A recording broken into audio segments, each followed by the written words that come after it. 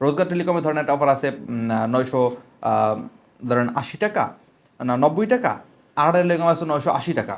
তখন দেখা যায় সে আগে থেকে 10 টাকা এভাবে চার্জ কেটে নিয়েছে, তাহলে সমান সমান হলো না বেশি হলো? যদি তারটা 85 টাকাও হয়, হ্যাঁ 5 টাকা কম হয়, তাহলে কি হলো? 5 টাকা সারা লাভ করলো। এরকম কিন্তু ব্যাপার আছে।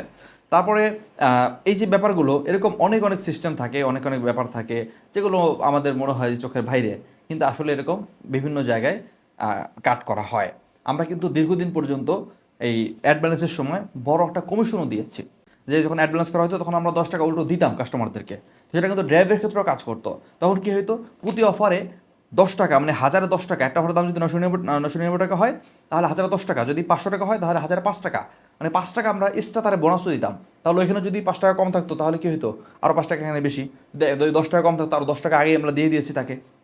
এরকম বড় একটা কমিশন কিন্তু দিতাম, তারপরেও ওই সময় কম, মানে মিলিয়ে দেখেছি অন্য টেলিকম থেকে আমাদের টেলিকমের দাম কম থাকে।